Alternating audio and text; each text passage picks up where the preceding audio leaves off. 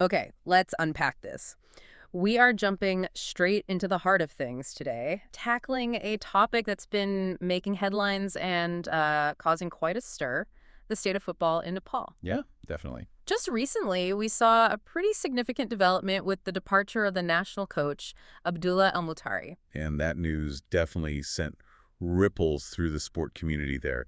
It's a moment that really highlights a period of both recent highs and, unfortunately, some significant sort of deep-seated challenges for Nepali football. Exactly. So to get a handle on what's really going on beyond that single event, we've pulled together a stack of sources, articles, interviews, reports that you, our listener, have provided. Hmm. This deep dive is all about cutting through the noise, digging into this material, and extracting the most crucial insights. Yeah, our mission here is to give you a comprehensive picture of Nepali football right now.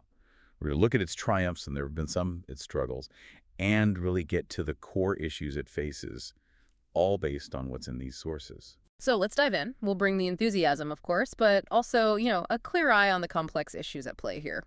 Ready. Ready. And you're right, that recent shockwave with the coach is a really natural place to start. It is. So let's talk about part one. Recent shocks and leadership changes, focusing on that departure. One of the sources, an article titled Al-Mutari Quits as Nepal Football Coach, really nails this down.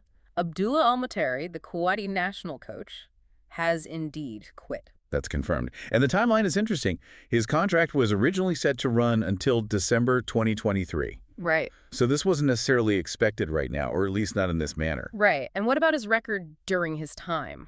The source gives us the number. During his tenure as the Nepal national coach, his record stands at 5 wins, 10 losses, and 2 draws. Okay. Now, on paper, that might look like more losses than wins, kind of a mixed bag, as coaching records often are globally. But numbers don't always tell the whole story, do they?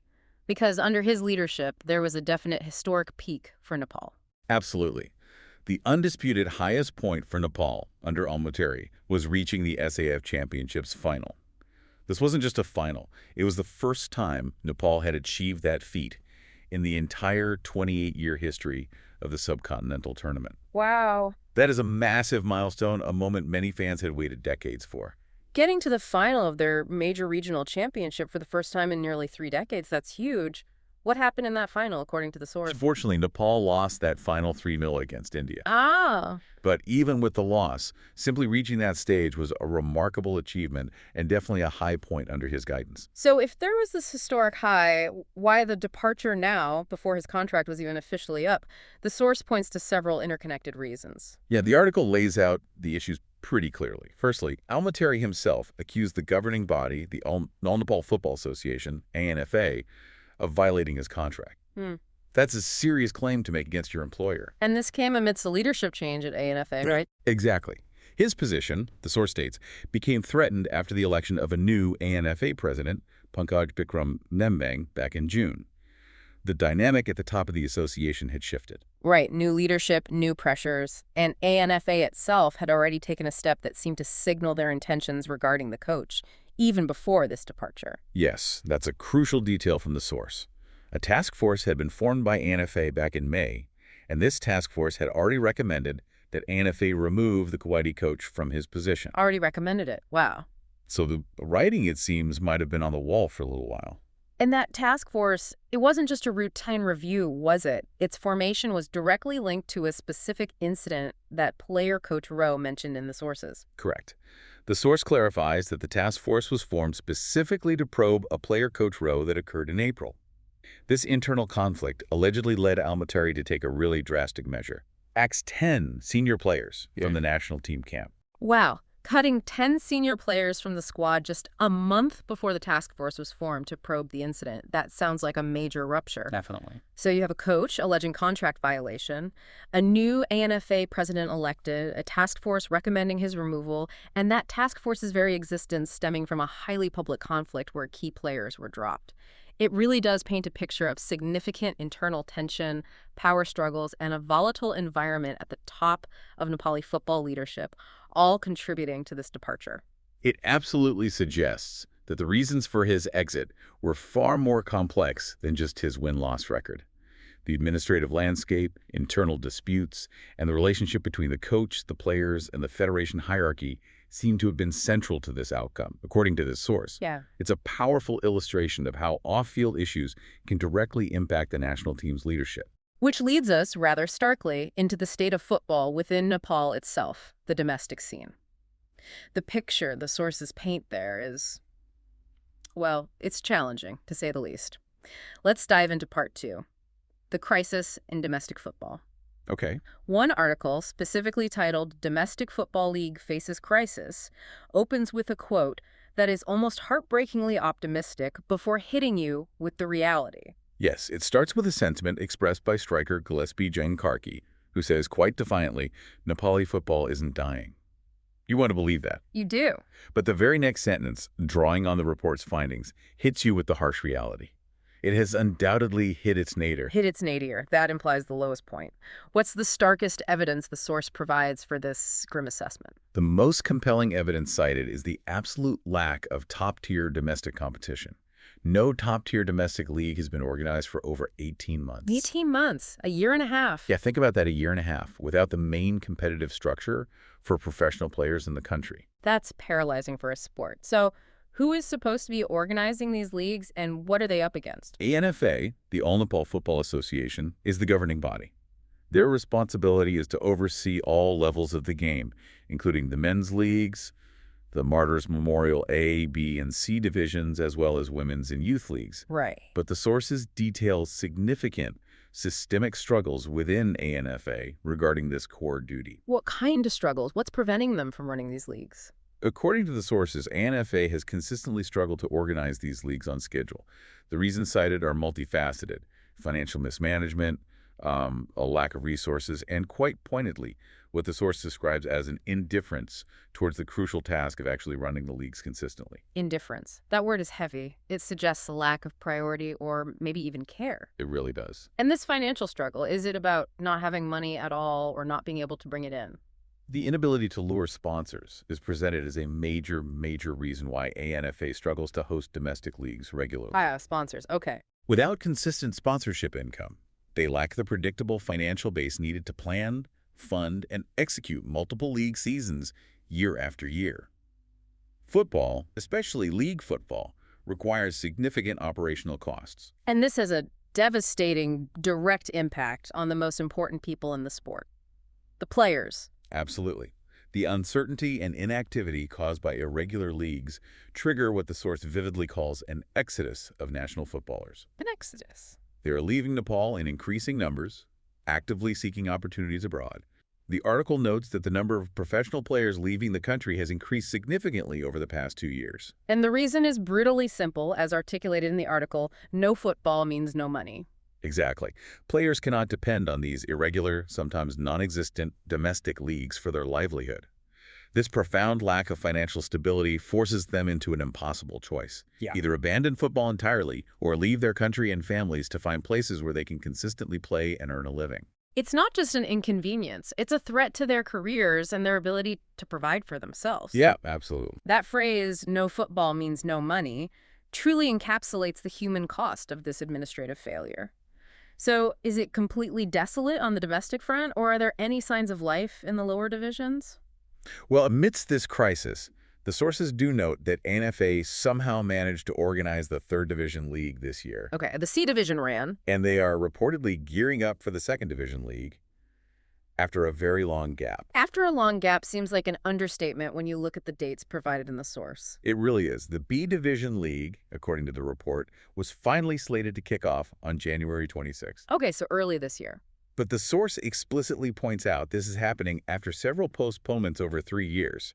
The last edition of the B Division League was way back in March 2022. March 2022, so almost 3 years. Yeah, we're talking about an almost 3-year wait for the 2nd tier to resume. And even getting those B division clubs to commit to participating wasn't a simple process, was it? It highlights the financial woes at the club level, too. It does. The source mentions that initially the 14 2nd Division clubs were hesitant to participate. Their reason: they hadn't received preparation funds that were owed to them from the previous season. Owed money from before, oh dear. They only agreed to participate after ANFA finally settled those outstanding dues and provided funds for the upcoming league. This detail underscores how deeply the financial issues run. impacting not just ANFA, but the clubs themselves. It sounds like a system teetering on the edge financially. Despite these senior league issues, the sources mention ANFA has put some focus on grassroots football, particularly for younger age groups. They have. The reports state that ANFA has focused on grassroots football, hosting under-18 and under-16 leagues. This sounds positive on the surface, developing young talent, right? You'd think so.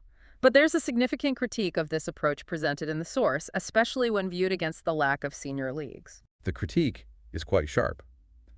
Grassroots development, while important, becomes sort of meaningless if there isn't a functioning, regular top-tier league for those young players to progress into. Right, where do they go? Exactly. The argument, as presented in the source, is that if emerging players develop through these youth leagues, they will have no domestic pathway, no consistent competition to join at the senior level, leaving them with no alternative but to join the exodus of senior players leaving the country. It's like building a great nursery but having no senior garden for the plants to mature in. That's a perfect analogy. It's a pipeline that currently ends abruptly, forcing talent out. That's a powerful analogy. Now, amidst this grim picture, there was a recent announcement from ANFA in May 2025 regarding their calendar for the upcoming year, seemingly an attempt to signal a return to some form of regularity. Yes, ANFA publicized its calendar for 2025 during its ordinary Congress, outlining planned dates for the various leagues, projecting a schedule for the future. And the big one, the flagship Martyrs Memorial A Division League. When is that actually announced to begin according to this calendar? According to the announcement, the 46th edition of the A Division League is scheduled to begin on December 16th, 2025. December 2025. Yes, and the source then provides the crucial context. The previous edition of the A Division League concluded back in June 2023. So, looking at those dates, June 23 to December 25, that confirms the sheer scale of the delay we're talking about over 2 years will have passed between the end of the last top-tier league and the next start date of the next one. Yeah. That's not just irregular, that's a state of deep hibernation for the country's premier competition. It puts the nadir assessment into sharp relief. The calendar does include finalized dates for other leagues too, B, C, women's, youth, and grassroots leagues. ANFA's stated aim, as per the source, is to organize all 3 tiers on time, now onwards, signaling an intention to correct course. Any specific dates mentioned for those other men's divisions? Yes, the C division is slated from December 21st, 2025 to February 27, 2026. Huh? Before that, the C division qualifiers are planned for June 1st to July 30. The next B division edition, following the one supposedly kicking off in early 2025, is scheduled for March 4, 2026. Okay. So they are indeed outlining a multi-year roadmap, even if the current reality is one of extensive delays.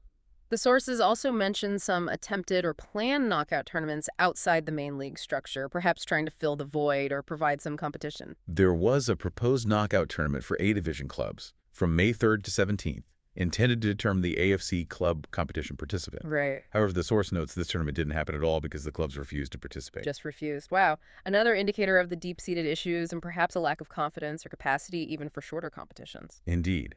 However, ANFA has also planned an ANFA Cup Knockout Championship for November 2025 in this new calendar. They also mentioned other planned tournaments, like the ANFA President League in May-June between provincial champions and school tournaments at the U14 and U17 boys, U14 and U16 girls levels, which would lead to provincial and national tournaments later in the year. So on paper, there are plans being laid out and some limited activity in the lower tiers and youth levels. But the core issue of a consistent, functioning top-tier league is clearly documented as a major problem, with a massive delay before the next one is even scheduled.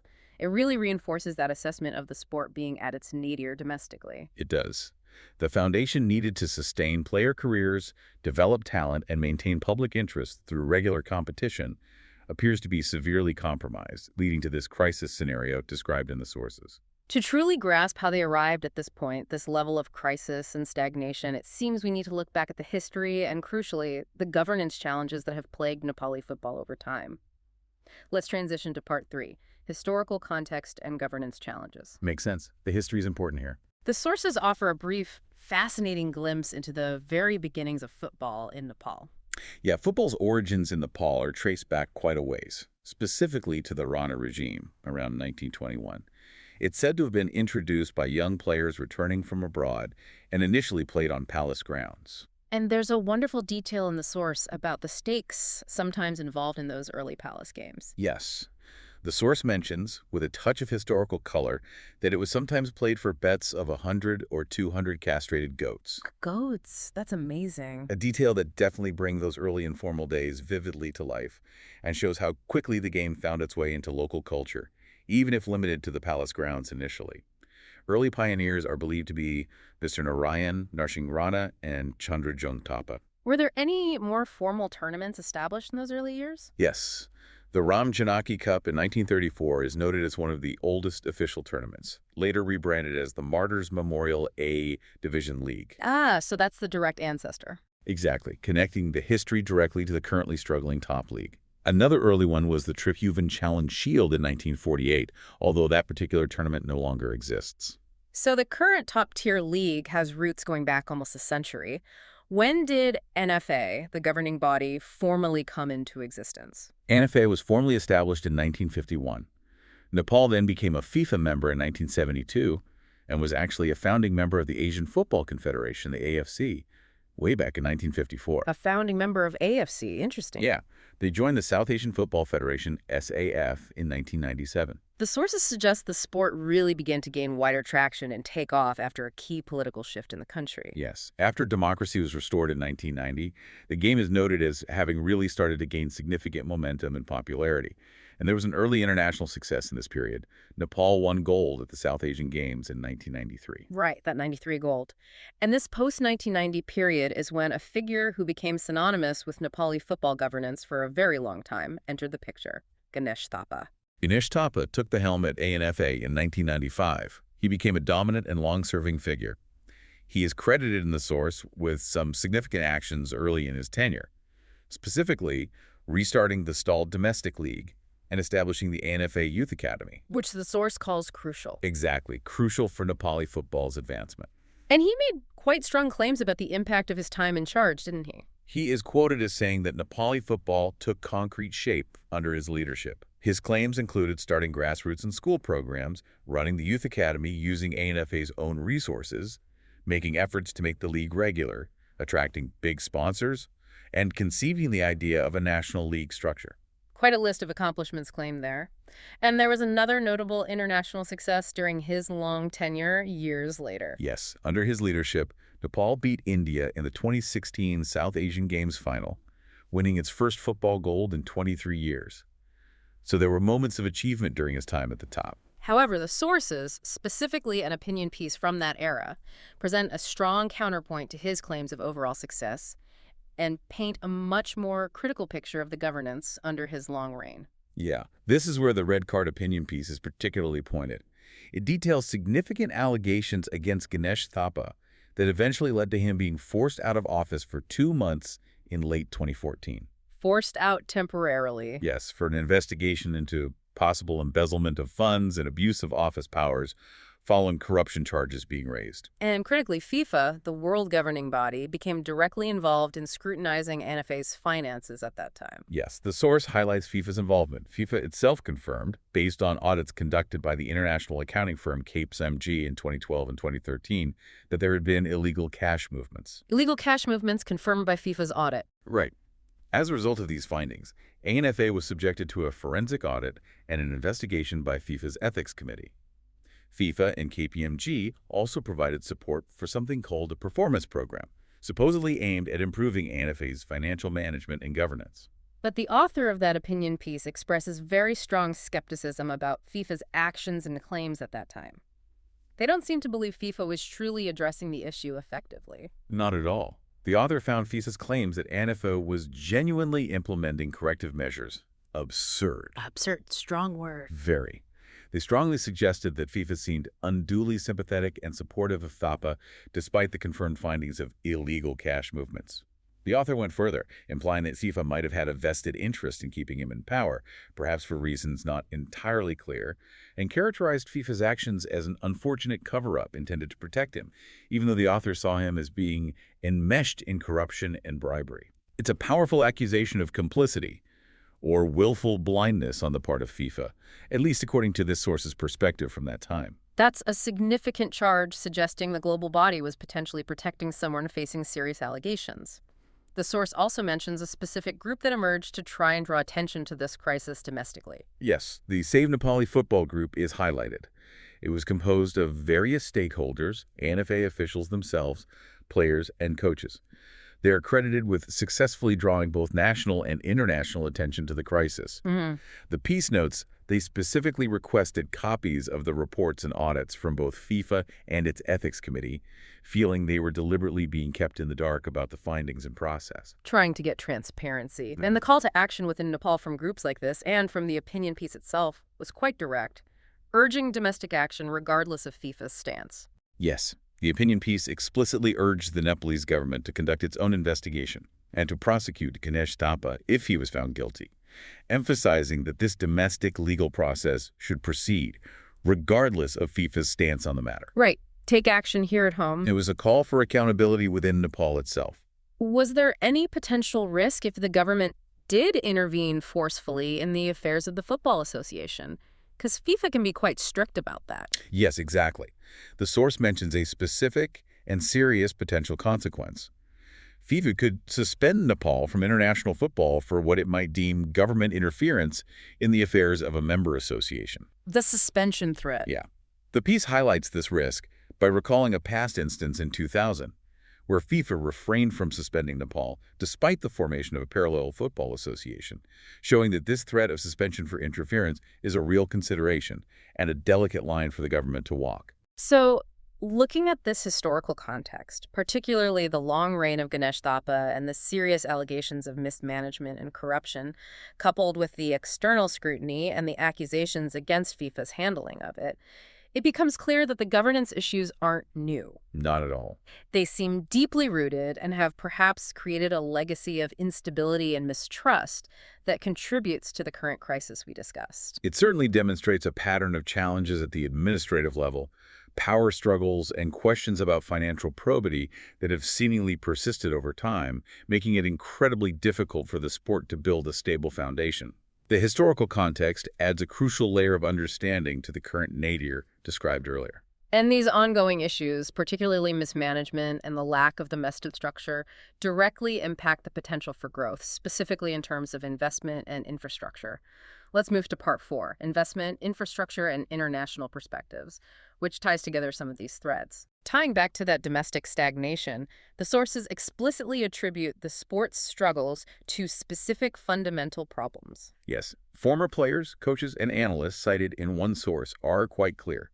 They attribute Nepali football failing to make a mark internationally and remaining stagnant, largely, to 3 key factors: mismanagement, which we've just seen the history of, a pervasive lack of investment, and the failure to groom players adequately through functioning regular domestic leagues. Right, those 3 keep coming up. Those 3 points are repeatedly highlighted as the core problems. And there's a very strong view presented in the sources about where a significant part of the blame for the lack of investment lies with the government. A figure from ANFA leadership, identified as Sherpa in one of the sources, is quoted directly on this.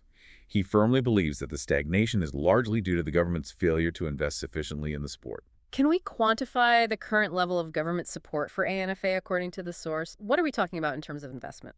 Yes, the source provides specific figures. ANFA reportedly receives what's described as a nominal annual grant of Rs 12.2 million from the government. 12.2 million rupees. How much is that roughly in, say, US dollars, just for perspective? Let's see, at current rates, it's roughly around maybe 90,000 US dollars, give or take. $90,000 annually for the whole National Football Association. That's what the source indicates. It even breaks down how that small amount is allocated. Rs 5.5 meter for the A Division League, which we know hasn't been happening regularly, Rs 2.7 meters for the women's tournament, and a mere Rs 2 meter for school tournaments and players' felicitations. That does sound nominal, especially compared to the scale of the problems and aspirations. The same source suggests what level of investment they believe is actually needed to make a transformative difference. It's proposed that an investment of Rs 200 million to Rs 250 million per year is necessary to truly change the trajectory. 200 to 250 million rupees. So going from maybe 90K a year to what, closer to 1.5 to 1.9 million dollars USD annually? Roughly, yeah. That's the kind of leap they're talking about. On top of that annual operational investment, the source suggests constructing at least 2 more international standard stadiums is crucial infrastructure work needed. And what could this level of investment, these figures, realistically achieve according to this perspective? The argument is quite ambitious. With this kind of sustained funding and improved infrastructure, Nepal could become a South Asian powerhouse in less than 3 years. A powerhouse in 3 years, that's bold. It is. This level of investment, they argue, would allow for better training facilities, attracting and retaining more qualified trainers, doctors, and nutritionists, all essential components for developing professional athletes, which are currently lacking or insufficient. So, beyond just the overall funding, infrastructure is explicitly presented as a significant, tangible problem. It's highlighted as a significant drawback, this severe lack of proper international standard stadiums. The source points specifically to the Dashrath Stadium, the country's only large international stadium, and notes it has been under construction for a staggering 4 years. 4 years for the main stadium. And the consequence of that is deeply impactful for the national team's ability to compete. Precisely. Because the Dashrath Stadium has been unavailable for so long, the national team is forced to play its crucial upcoming Home World Cup and Asian Cup qualifiers at neutral venues in other countries. Playing home games away. Exactly. This means they completely lose their home advantage, the support of their fans, familiarity with the pitch and conditions, the psychological edge of playing at home. It's a major handicap directly caused by this infrastructure failure. It's frustrating to hear that a basic piece of infrastructure like the National Stadium is a barrier to hosting key international matches. Beyond these domestic issues and the call for government investment, one of the sources provides really valuable insights from an international coach who is actually working within Nepali football, offering an external but experienced perspective. Yes, we have the interview with Patrick de Wilde, the Belgian head coach of the Nepal women's national football team.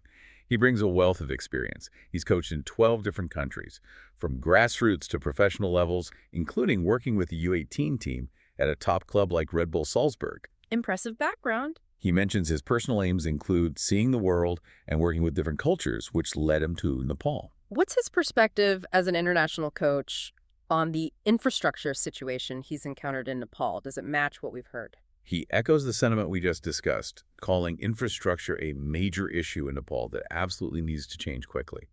He emphasizes the fundamental need for nice fields, good quality pitches for players to be able to develop technical skills and play modern football. Right, basic stuff. He contrasts this sharply with his experience working in the best circumstances at places like Red Bull Salzburg. He also shares his thoughts on broader investment and development strategies based on his global experience. De Wilde is a big proponent of creating football regions outside the capital and actively supporting them, believing this is crucial for tapping talent across the country.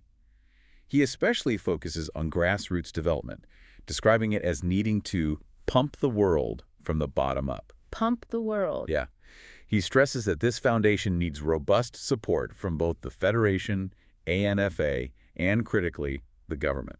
He even gets quite specific, mentioning potential locations outside Kathmandu for development or hosting events. Who notes that Dungadi, for example, has a lot of passionate football fans and suggests that holding tournaments or even finals there would be a great way to involve different regions and spread the excitement beyond just the Kathmandu Valley. Spreading the game. And he points out what he sees as a missed opportunity for Nepali football to leverage the expertise of international coaches like himself who come to the country. This is an interesting point he raises. He felt Nepal missed an opportunity to really take advantage of the experience that foreign coaches working there bring. He suggests they should organize symposiums, demonstration trainings, or structured visits to clubs and academies where foreign coaches could share European working methods and knowledge with local coaches and administrators. Like knowledge transfer. Exactly. He mentions he was ready and willing to do this, but the opportunity wasn't taken up in a formalized way. That sounds like a relatively simple, high-impact way to build local capacity that perhaps hasn't been fully utilized. Shifting slightly, his interview also touches on something that seems to be a relative positive, or at least holding significant promise, amidst the domestic crisis. The Nepal Super League, the NSL. Right, the NSL.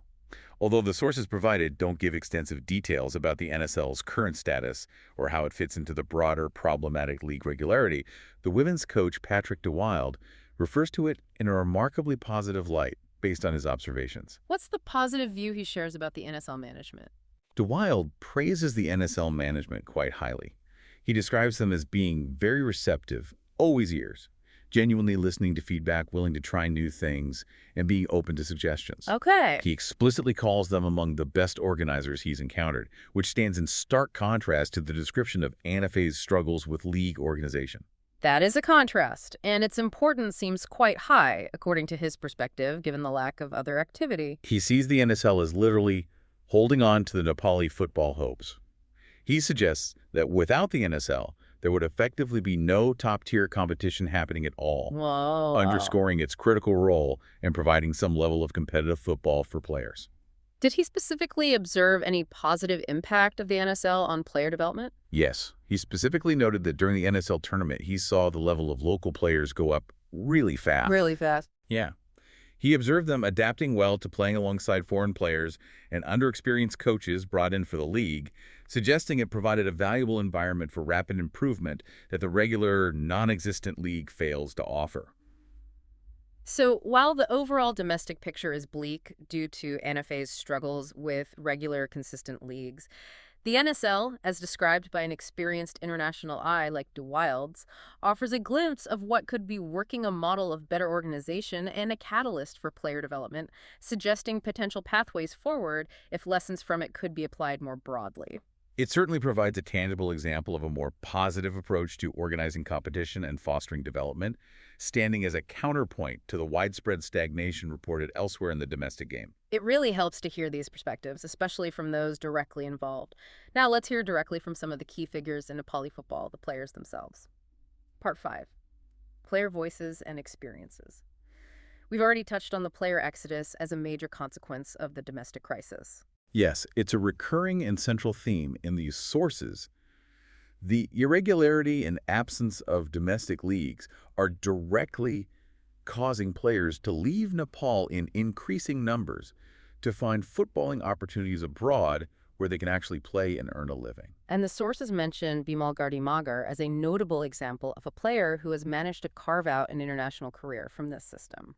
Bimal Garhi Magar, highlighted as a product of NFA's Youth Academy, is cited as one of the relatively few Nepali footballers who have successfully found and sustained an international career, providing an example of the potential that exists despite the domestic challenges. We also get a really significant, somewhat poignant perspective from a former national player, Jagajit Shrestha, shared in one of the interviews. Jagajit Shrestha is introduced as a former national player.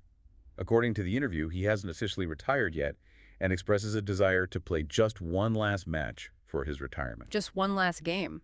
which in itself speaks volumes about how careers can end without proper closure in such a system. Despite not being actively playing in Nepal currently, he seems to strongly believe he could still contribute to the national team. He does. He expresses a firm belief in his current ability to play for the national team, basing this on his regular play abroad and what he describes as intense training regimen. He makes a point of saying he doesn't just ask for a chance. He believes he can earn it based on merit. But he feels something is actively preventing him from getting that chance, despite his perceived readiness. Yes, this is where his perspective is particularly sharp. He feels he has been deliberately excluded from the national team setup, a strong feeling of being boycotted. Boycotted. He believes this situation is quite well known, stating that many viewers and audience members are aware of his situation and the journey he's been on over the last 6 years trying to navigate this. He even recounts a specific experience he had with the former coach, Almitari, that underscores the dynamics at play. He mentions that he was initially not included in a 34-man squad around the 2022-23 period. However, he was later added to the squad and did get to play after significant public pressure. Public pressure got him in. He notes that Almitari received a huge volume of messages, 500 to 600 daily, specifically about him, Jagajit. This suggests external pressure from fans or media can influence selections, perhaps highlighting a lack of clear merit-based processes. Interesting. And when he was called up and played, what was his experience like, and how did he feel about his performance? Coming from playing regularly in Australia, he felt his performance on the field justified his inclusion. He played 22 minutes in one match and states he followed the coach's instructions strictly, emphasizing that despite any external perceptions, he sees himself as a disciplined player. Given his passion and his experience abroad, does he see a way for him to directly help change the challenging situation in Nepali football right now? Sadly, he expresses a feeling of being unable to help change the situation currently. He talks about his efforts to try and mobilize his fellow players to address the crisis. How did he try to do that? What was his idea?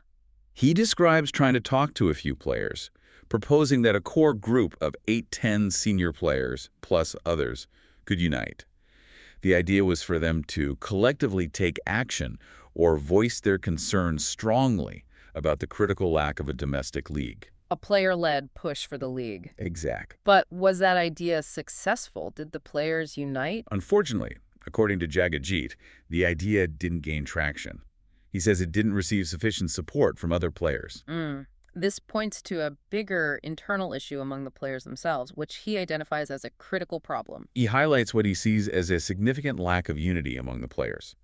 He describes them as being divided into groups, perhaps by interest or region, with no strong figure to unite them. No unity. He feels the players themselves are not willing to unite and take collective action. He uses a striking phrase in the interview, which, translated, means something like, "There are more people who don't love Nepali football." Wow, that's quite a statement. He links this sentiment, the lack of passion or commitment to the collective good of the sport, to the players' inability or unwillingness to unite and push for necessary changes, contrasting it with his own sustained passion and consistent effort while playing abroad. It's a challenging perspective on the player group dynamics. That's a really powerful, somewhat disheartening internal view on why change is so difficult. Not just administrative issues, but a perceived lack of collective will among those most affected.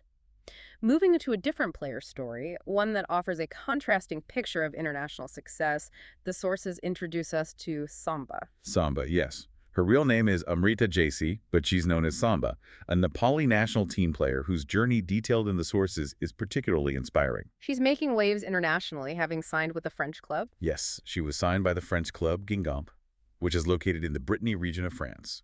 This is a significant step for a Nepali player. How did a French club discover a player all the way from Nepal? That's quite a scouting feat. Guingamp's coach, Mathieu Ruffier, apparently saw videos of her playing. He was specifically impressed by her potential as an attacker, seeing qualities in her play that convinced the club to focus their efforts on signing her. Video scouting works. Yeah, video analysis is clearly a key tool in bridging those geographical gaps. And how has she settled in? How has she integrated into the team and life in France? She's described in very positive terms, nature, meaning natural or authentic, full of life. The sources indicate she's blended easily into the team, even despite a language barrier, as not all her teammates speak English. Okay. The report suggests that fundamentally being a good player is the key factor that helps with acceptance and integration into a new team environment, regardless of language or cultural differences. Talent speaks. There's even a specific anecdote provided that really highlights her immediate impact on the field, even when arriving under difficult circumstances. Yes, it's a great story. In a tournament with the Nepali national team, she had scored many goals. However, she had to leave before the final match to fly back to France to play an important match for her previous French club, Lille. Had to leave before the final. Ouch. Yeah. Despite the significant time difference, the exhaustion from travel, and arriving just in time, her entry into that club match was described as decisive. Decisive, after all that. The source notes that she scored, created goal-scoring opportunities for others, and weighed on the match, meaning she had a significant influence, all in very little time on the field. It's a testament to her immediate impact. What specific playing qualities did her coach at Guingamp, Mathieu Ruffier, note about her? Her coach specifically highlights her speed and her striking ability. He notes that these are qualities that few players in the French championship possess, indicating that she has standout attributes that make her valuable at a high level of competition. So real top-end qualities. And her move and success abroad have clearly resonated back home in Nepal. Absolutely. The host of the interview mentions that his Messenger account was flooded with messages from Nepalese who were keenly interested in her play abroad following her progress. She's seen as bringing a bit of Nepal to Guingamp, becoming a point of pride and connection for fans back home. Yeah. Standing as an example of potential breaking through despite the domestic challenges. It's a truly positive, inspiring story that contrasts with the difficulties faced by many players domestically and those forced into exodus. It shows the talent is there. The sources also mention a couple of other players, giving us insights into emerging talent. Yes, Gillespie Junkarki, a striker, is mentioned briefly as the player who initially expressed that defiant sentiment, Nepali football isn't dying. Right. And the women's coach, Patrick DeWild, offers insights into two specific emerging players he observed, presumably from the NSL, given his involvement with that league. He talks about Rohan Kaji, describing him as the most emerging player last year and someone who was maybe labeled a marquee player early on, noting that this might have put too much pressure on him as he's still quite young, 22 years old. DeWild sees Rohan as a prospective player with good physical condition, but highlights that he needs tactical learning, pointing out that he has a tendency to want to be everywhere on the field rather than sticking to a specific role. Needs tactical discipline. And the other player DeWild comments on. That's Kosiello. Interestingly, the commentator in the interview compares Kosiello's playing style to Jack Wilshere. Oh, okay. Interesting comparison. DeWild himself describes Kosiello as maybe the most professional Nepali player he observed in his NSL team, highlighting his discipline and work ethic, noting he was a captain, always the first in the gym, etc. A real pro. Yeah. DeWild adds that Kosiello needs to perhaps learn to relax a little more sometimes. He also expresses happiness that Kosiello made the national team selection after his performances in the NSL, reinforcing the idea that the NSL can be a pathway to higher honors. These individual player stories, from Jagajit's frustration with the lack of opportunity and player unity domestically, to Sama's inspiring breakthrough onto the international stage, and the expert observations on promising young players like Rohan and Kosiello, really humanize the broader issues and highlight both the challenges and the significant potential within Nepali football at the individual level. They provide compelling personal narratives that sit alongside the statistics and administrative analysis, showing the talent pool that exists and the very different paths players are taking based on the opportunities available or unavailable to them. So, given this complex picture of deep-seated historical issues, current administrative crises, financial constraints, infrastructure problems, leading to a player exodus, but also glimpses of hope in certain competitions and inspiring individual successes, how do they move forward from this described nadir?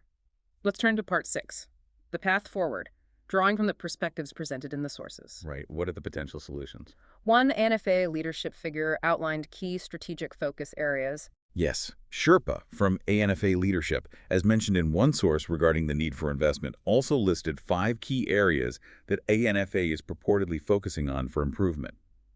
Organized training, infrastructure development, which we know is a major issue, systematic tournaments, a clear priority given the current situation, capacity building, presumably for coaches and administrators, and, crucially, good governance. Good governance, key. These are presented as the strategic pillars for turning things around. And the international coach, Patrick DeWild, based on his hands-on experience in Nepal, offered some specific, actionable insights on areas for improvement. He reiterated, unequivocally, the critical need for significant infrastructure investment, particularly emphasizing the importance of quality playing fields. Back to the pitches. Yeah. He also stressed the importance of knowledge sharing and actively training local coaches, suggesting specific methods like organizing symposiums and demonstration trainings where foreign coaches could impart European working methods. He also touched upon engaging fans and supporting players' development pathways.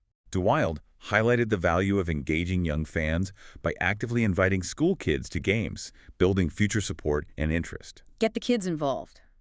And he stressed the importance of players having individual development plans that they follow after tournaments like the NSL conclude so they can maintain the higher standard and development momentum gained during that competitive period rather than losing it during periods of inactivity. Maintain the momentum. Makes sense. Going back to Jagajit Shrestha's perspective, the critical need for player action was a key, albeit currently lacking, element he identified. His interview powerfully underscored the vital but currently missing element of player unity. Yeah. He feels players need to unite and collectively advocate for change within the system. Yeah. Without the voice and pressure from the players themselves, who are most directly impacted, it seems difficult to push through the necessary reforms and ensure their interests, like having a consistent league, are met. And there's even an intriguing point raised in the interview with Patrick DeWild that hints at the potential for bringing in more international expertise in a structured, high-level role. Yes, this is quite telling. Yeah. In the interview, DeWild is explicitly asked if he would return to Nepal if he were invited to take on a role like Director of Football Development. His response is a clear yes. He states he feels he has shown what he can do and believes he could contribute even more in such a capacity, showing that there's potential and willingness for experienced international figures to play a significant role in development efforts if given the mandate and resources. So the expertise is potentially available and willing. Finally, one source mentions a broader strategic vision articulated by the president in Nepal, looking beyond just the sport itself. A news report from June 2025 notes that the president stated Nepal has high potential for sports tourism. Sports tourism. This suggests recognition at the highest level that sports, including football, if developed properly, could contribute significantly to the national economy and profile by attracting visitors for events, training camps, etc. It's a perspective that frames investment in sports infrastructure and events not just as expenditure, but as a potential economic driver. Okay, so linking it to the economy. These points, drawn from the sources, collectively outline a multifaceted path forward. It involves fundamental improvements in governance and administration, a dramatic increase in investment in infrastructure and training facilities, strategic player development pathways beyond just grassroots, building local coaching capacity, fostering player unity, and potentially leveraging external expertise and the broader economic potential of sports. It's clear that while the challenges facing Nepali football are deep-seated and systemic, the sources also identify specific, tangible areas where focused effort, significant investment, and improved collaboration between stakeholders could potentially begin to turn the tide from this described nadir. Yes, the blend of administrative acknowledgement of needs, experienced external observation, and the raw reality of player experiences provides a layered view of what needs to happen for Nepali football to move towards a more stable and successful future. Absolutely. Understanding this complex mix of historical governance issues, current operational crises, the profound impact on players, alongside these glimpses of potential and proposed pathways, gives you a much more comprehensive picture of the state of the sport in Nepal right now. It allows you to see beyond the headlines of a coach's departure or a league postponement to the underlying structural challenges and the human stories within the sport. Indeed. And as we wrap up this deep dive, pulling from all the insights these sources have given us, it leaves us with a significant question, something for you to really mull over. Given the deep-seated issues that are so clearly documented, from the administrative struggles and historical allegations of mismanagement to the infrastructure gaps that prevent even hosting home games, and the pervasive problem of the domestic league, and considering the clear potential pathways identified in these very sources, from the grassroots enthusiasm witnessed by coaches like DeWild to the inspiring individual international stages reached by players like Samba, and the explicit calls for significant investment and player unity. What single change do you think would unlock the most potential, would be the absolute critical turning point for Nepali football's future? That's a really challenging question, isn't it? It forces you to weigh all the interconnected problems and potential solutions we've discussed today. It does. Something for you to consider as you process everything we've unpacked from this stack of sources.